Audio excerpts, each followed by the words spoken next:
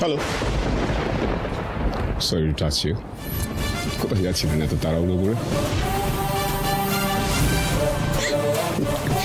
বাড়িতে আসার পর থেকে আপনার সাথে একটাও কথা বলার সুযোগই হয়নি, তার কারণ আপনার সাথে আমার হিসেব নিকেশটা এখনো বাকি রয়ে গেছে।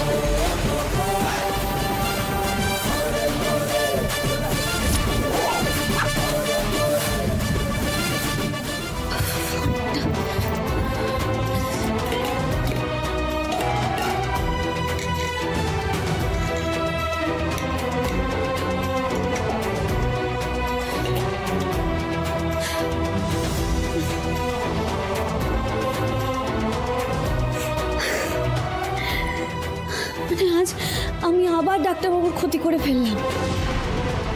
ওনার রেগে যাওয়াটা তো স্বাভাবিক।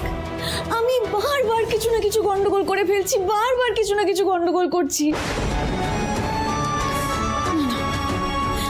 আজ আমি ওনার ফোনটা ঠিক করেই ওনার হাতে দেবো। কিন্তু আজকের দিনটা কিরকম অস্বাভাবিক ছিল না? কেন জানি না বারবার মনে হচ্ছিল আশেপাশে কিছু একটা ছিল,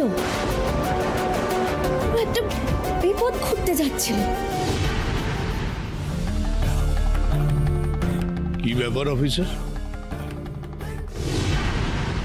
অফিসার, আপনি কি অনিকে আবার দেখুন, অনির তো বিয়ে, তাই অ্যাবসলিউটলি না, না একেবারেই নয় গিন্নিমা।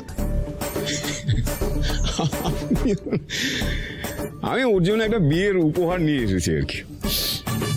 বিয়ের উপহার, it's kind of a gift, বিয়ের গিফট। বিয়ের গিফট মানে উপহার? তো আপনার হাত তো খালি।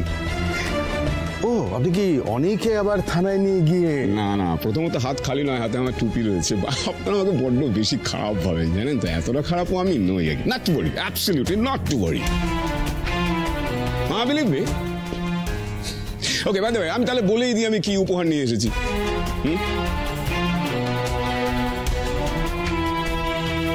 ইয়েস ম্যান, আজকে থেকে আপনাকে আর থানায় হাজিরা দিতে হবে না।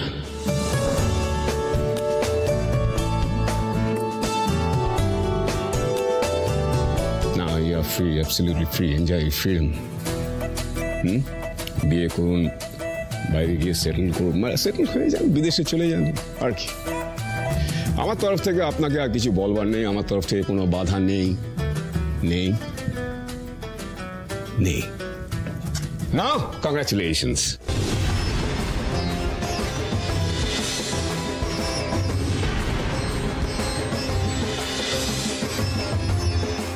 Thank you officer, thank you. অনেক ধন্যবাদ অফিসার। আর একটা কথা, বিয়েতে কিন্তু আপনাকে আসতেই হবে, কোনো কথা শুনবো না, কেমন? Sure. Sure. এই বাড়ির সঙ্গে আমার একটা অন্য সম্পর্ক হয়ে গেছে। ডেফিনেটলি কাম।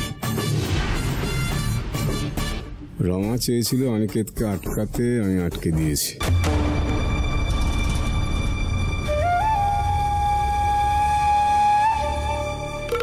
সুতরাং থানায় হাজিরা দেওয়ার নাটকটার আর কোনো প্রয়োজন নেই, কারণ রমার উইশ ফুলফিলড।